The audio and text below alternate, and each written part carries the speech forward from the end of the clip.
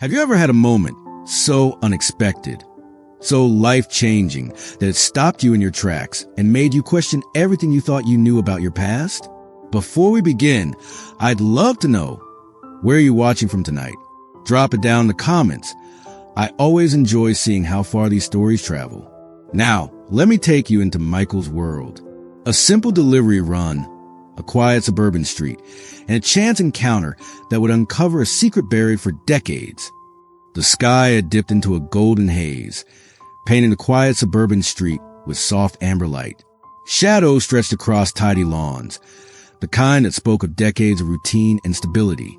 Michael, a 32-year-old delivery driver, wiped his forehead with the back of his hand as he set a package down on the neighbor's porch. It was his last stop on this block, and he was already thinking about heading home, maybe grabbing a quick dinner before collapsing into bed. He turned back toward his van, keys dangling loosely in his fingers. The hum of cicadas filled the warm air, blending with the distant sound of a lawnmower a few streets over. It felt like any other evening in his long string of workdays. Predictable, ordinary. But then he saw her. At first, she was just another figure at the edge of the street, a woman balancing grocery bags in both arms. But the longer Michael watched, the more he noticed a tremble in her hands. The bags looked heavy, awkwardly filled, and her arms shook with the effort of holding them steady. She was in her late 60s, maybe early 70s, her frame delicate, her steps unsteady. One misstep, and she could fall right there on the pavement. Michael's heart tightened. He knew that struggle all too well. He'd seen it in neighbors, in his own grandmother before she passed. And for a brief second, he considered just minding his own business, climbing back into his van and driving away. After all, he had a long day behind him, and no one expected him to play the hero. But something in him resisted. Maybe it was the way the sunlight caught the edge of her silver hair, or the way her eyes darted nervously, as if she already feared the fall she was trying to prevent. Whatever it was, Michael couldn't walk away. He quickened his steps, crossing the small stretch of pavement that separated them. "Ma'am, here, let me help you," he said gently, reaching out before the groceries slipped from her grip. The elderly woman hesitated, startled by his voice, but relief quickly softened her expression. She let out a breath she seemed to have been holding for far too long and nodded gratefully. And in that small, almost invisible exchange, everything began. Michael didn't know it yet, but this act of kindness was about to change the course of his entire life. The front door creaked softly as Linda led him into her home. Michael shifted the grocery bag in his arms, careful not to let the handles tear. He followed slowly, glancing around as he stepped over the threshold. The air inside was cooler, touched with a faint smell of lavender and something older, like pages from books that hadn't been opened in years. Linda paused in the narrow hallway, pressing one hand to her chest as she caught her breath. Her face, though lined with years of living, carried a quiet dignity, an air of someone who weathered storms but never let them fully break her. "Just in the kitchen, dear," she murmured, pointing down the short hall. Michael nodded, following her directions. The house was modest, its walls decorated with faded photographs and little framed quotes that looked as though they had been hanging there for decades. The kind of home that had stories tucked into every corner. If you care to listen. He set the groceries down carefully on the worn counter, making sure nothing bruised or rolled away. "There we go," he said lightly, trying to ease her worry. Linda managed a faint smile, the kind that flickered quickly and almost disappeared. "Thank you," she said softly. "These old arms don't work like they used to." Michael gave a small shrug, brushing it off as though it were nothing. "Don't mention it. We all need a hand sometimes." For a moment, the house was quiet, save for the tick of an old clock on the wall. Michael noticed her watching him, cautious, almost studying him, as if she wasn't sure why he had stopped to help when so many others might have passed by. It was such a simple moment, an ordinary kindness. But to Linda, it was more than that. Her eyes softened and the edges of her tension eased, just slightly. And to Michael, it felt grounding. A reminder that even in the blur of endless deliveries and long days, pausing to help someone could still matter. Neither of them knew it yet, But this was only the beginning. Michael leaned against the counter for a moment, letting his eyes wander. What had seemed like an ordinary home at first glance slowly began to reveal itself piece by piece. The kitchen was small but warm, filled with signs of a life lived quietly. There were crocheted doilies under flower vases, mismatched mugs stacked neatly in a cabinet, and curtains that looked as though they had been sewn by hand. On the fridge, old magnets held faded grocery lists and cheerful postcards that must have arrived years ago. The house carried a weight, not heavy, but tender, like it had absorbed decades of stories, laughter, and tears into its walls. Michael wasn't usually one to notice details on the job. He delivered, he left, and he moved on. But here, something made him pause. Maybe it was the hush of the place. Maybe it was the way Linda moved through it, careful, deliberate, as though every object meant something. She shuffled toward the kitchen table, pulling out a chair before sinking into it with a tired sigh. "These old legs," she muttered under her breath, though her voice carried no bitterness, just a quiet acceptance of time. Michael offered her a polite smile, then bent down to unpack the groceries onto the counter. As he set a carton of milk aside, his gaze drifted to the far corner of the room, where a small side table stood, covered in picture frames. He didn't think much of it at first. Just family photos, like in any other home. But something about the arrangement tugged at him. Some of the photos were old, their colors fading into sepia tones. Others were black and white, almost ghostly, like echoes of lives long past. And in the center, resting in a slightly cracked silver frame, was one that pulled at his chest. A photograph of Linda, much younger, cradling a little boy. Michael froze. The boy couldn't have been more than 4. His hair a messy tangle, his smile wide, his small hand clutching at Linda's shoulder. It was a tender moment, caught in time. Michael didn't know why, but his stomach tightened. A strange familiarity stirred in him, sharp enough to make him look twice. And though he didn't want to admit it, something inside him whispered that this house wasn't just holding Linda's memories. It was holding his. Michael's eyes lingered on the silver frame, though part of him wanted to look away. The longer he stared, the more impossible it felt. That little boy in the photograph, the curve of his smile, the way his eyes seemed to shine with mischief. It wasn't just familiar. It was personal. His throat tightened. Memories he had long buried. Memories he thought had no face, no shape, suddenly flickered like old film reels inside his mind. A small hand gripping his. A woman's soft lullaby, cut short by silence. A door closing, always closing. Michael blinked hard, his pulse quickening. He didn't want to jump to conclusions, but something deep inside told him this wasn't coincidence. He turned slightly, his voice careful, almost hesitant. Is this your family?" Linda looked up from her chair, following his gaze. For the briefest second, her hand trembled as she reached for the frame. Her eyes softened, but there was a shadow there too, like a secret pressed into her chest. "Yes," she said quietly. Her voice cracked in a way that almost broke the air. That was the long time ago. She held the picture close, her thumb brushing the glass. And Michael, though he didn't want to, saw it, the unmistakable resemblance. The child in the photo looked like him, not vaguely, not by chance, but unmistakably. His heart dropped. It was as though the ground shifted beneath him, leaving him weightless, breathless. He stumbled for words, every part of him caught between disbelief and a truth too sharp to deny. "That boy," his voice shook. "That boy looks like me." The silence that followed was suffocating. Linda's eyes glistened as she set the frame back down, her hand lingering on it for just a moment too long. Then she looked at him, really looked at him, and Michael felt the weight of years in that single gaze. Years of silence, years of absence, years of something unspoken. Finally, her lips parted. The words barely came, trembling on her breath. "Michael, it is you." He froze. The sound of his name, carried on her voice, struck deeper than he could prepare for.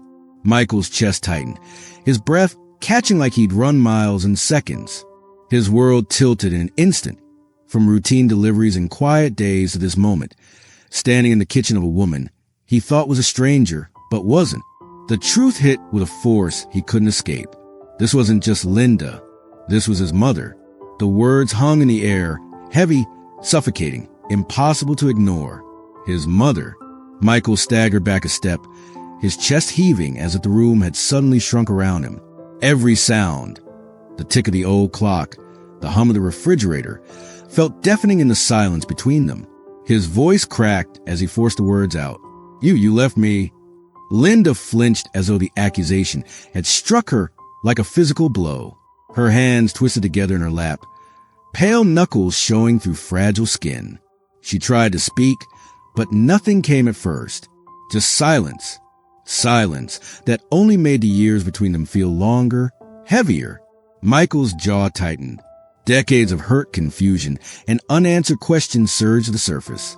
His voice rose, raw and unfiltered. Do you have any idea what it was like? Growing up without you? Wondering why? Wondering what I did wrong. His eyes burned, not just with anger, but with the sting of tears he refused to let fall. You were supposed to be there. His voice shook. Mothers don't just disappear. They don't just walk away. Linda lowered her head, her shoulders trembling as if the weight of every word pressed down on her. Finally, she whispered, her voice breaking. I know I failed you. Her confession hung in the air, fragile but real. But Michael wasn't ready to accept it. His hands clenched into fists at his sides, his breath shallow and uneven. He couldn't look at her without seeing years of birthdays she missed, nights he cried himself to sleep, moments he needed her and found only emptiness. Why? His voice dropped, quieter now but sharper, like glass ready to shatter. Why didn't you come back? Why didn't you fight for me? Linda's eyes filled, tears sliding down her cheeks. She lifted her gaze slowly, and for the first time he saw her not as a frail woman before him, but as someone haunted by choices, by regrets, by a past she couldn't erase. Because I thought you were better off without me, she whispered. Her words trembled, carried on years of buried shame. Michael's chest tightened, anger colliding with confusion. Better off? Better off without a mother? He wanted to scream, to demand more, to tear down every wall she had built around the truth. But all that came out was a broken breath. The confrontation wasn't just between them. It was between the life he lived and the life that could have been. Between hurt and the fragile thread of hope that maybe, just maybe, there was more to the story. And though Michael wanted answers, he wasn't sure if he was ready to hear them. Not yet. The room seemed to exhale a long, heavy silence. Michael's chest still rose and fell in sharp breaths, but slowly, he leaned back, bracing himself against the edge of the table. His voice softened, not from forgiveness, but from exhaustion. Then tell me, he said quietly. Tell me everything. Linda's eyes flickered toward him, fear and shame colliding in her gaze. For a moment, she looked like she might retreat again into silence, the way she had for years. But then, her lips parted, and the truth began to slip free. Her voice trembled at first, as though dragging each word up from a place she had buried deep inside. I was 22 when I had you, Michael. Young, too young, and I thought love was enough. She paused, her hands twisting against each other, as if clinging to something invisible. But love doesn't keep food on the table. Love doesn't pay rent. And your father... She shut her eyes, her face tightening with pain. Your father wasn't the man I thought he was. He was cruel, controlling. And when the bills piled up, when the shouting never stopped, I thought leaving was the only way to survive. Her words fell heavy, like stones dropping into water. Michael's stomach turned. Memories of his father, short-tempered, distant, sometimes frightening, rushed back. He had always wondered why his mother left him with that man. Linda's voice cracked, tears streaming down her cheeks now. I told myself I'd come back for you, that once I found my footing, once I had a job, a place, a way to keep you safe, I'd return. She swallowed hard, but weeks turned into months. Months turned into years. And every day I waited, the shame grew heavier. I thought you'd hate me, that you'd never understand. And so I hid. Her hand shook as she finally looked up, meeting her son's eyes. Not a day went by that I didn't think of you. Not one day, Michael. I carried you in my heart through every lonely night, through every mistake, through every regret. I left, but I never stopped loving you. The words pierced him, sharp and uneven. Michael wanted to reject them, to hold on to his anger. It was safer that way. But another part of him, a quieter, buried part, felt the tremor of truth in her voice. He saw the way her shoulders hunched as if crushed by decades of guilt. He saw a woman not proud of her choices, but broken by them. And in that moment, the hurt was still there. The abandonment was still there. But so was something else. The fragile possibility that the story wasn't as simple as he had believed. That maybe, just maybe, she hadn't stopped being his mother, even when she wasn't there. Michael sat there, frozen. Her words lingered in the air, wrapping around like smoke, impossible to ignore, impossible to fully grasp. For so many years, he had rehearsed this moment in his head. He had imagined what it would be like if he ever came face to face with her again. In his mind, it was always simple: rage, anger, rejection. He would look her in the eye and tell her she was nothing to him, that she had forfeited the title of mother the day she walked away. But now, hearing her voice crack under the weight of regret, seeing her trembling hands clutch at the table like a lifeline, the script he had written for himself no longer fit. His chest ached with a clash of emotions. One part of him, perhaps the younger Michael, the boy left alone in a house that never felt like home, screamed at him to hold on to the pain, to not let her off so easily, to remind her that her absence had carved scars into his childhood that no apology could erase. But another part, the man he had become, recognized something raw in her eyes, something human. He could still remember the nights when he wondered if she had ever thought of him, if she even cared he existed. And now, listening to her voice falter, he realized she had. All those questions he had buried in anger, they suddenly felt heavier, messier, tangled in truths he hadn't prepared for. Michael dragged a hand down his face, as if trying to wipe away the storm inside him. He wanted to shout. He wanted to cry. He wanted to demand why she hadn't fought harder, why she hadn't come sooner, why she hadn't chosen him over her fear. But at the same time, he couldn't deny the flicker of something else. A strange, unsettling relief. Relief in knowing she hadn't forgotten him. Relief in hearing that, even from afar, he had been loved. The silence stretched, thick and suffocating. Finally, he spoke, his voice low, uneven. You don't get to just say you love me and expect it to fix everything. His eyes burned as he said it. You weren't there. You didn't see the nights I cried myself to sleep. You didn't hear Dad shouting or feel the emptiness when no one came to comfort me. You left, Mom, and that doesn't go away. Linda flinched at his words, her shoulders folding inward as though each one was a blade. But he didn't stop. And yet he paused, swallowing hard, his gaze locked on hers. For the first time in my life, I believe you. I believe you love me. I just don't know what to do with that. The words cracked something open between them. Not forgiveness, not reconciliation, but honesty. And sometimes honesty is a first step towards something neither person thought possible. The room felt heavy, as though every word spoken had added weight to the air, pressing down on them both. Linda's eyes shimmered, not just with tears, but with exhaustion. She had carried this guilt for decades, carried it alone, and now, as she sat across from her son, she seemed smaller somehow, as if the truth had worn her thin. Michael sat rigid, his hands balled into fists on the table. He wasn't sure if he was angry, relieved, or simply numb. The silence between them stretched so long it became almost unbearable. Finally, he exhaled. Slowly. He didn't say a word. Instead, he pushed back his chair, walked to the sink, and filled her old kettle. The clink of metal under the faucet echoed softly, almost tentative. The click of the burner was sharp in the stillness. Linda lifted her head slightly, watching him, her lips parted, as if she might speak, but no sound came. She just stared at him, her son, moving about her kitchen like he belonged there, like he had once long ago, before everything broke. The kettle began to hum, then whistle. Michael stood there, waiting, his back straight, his jaw tight.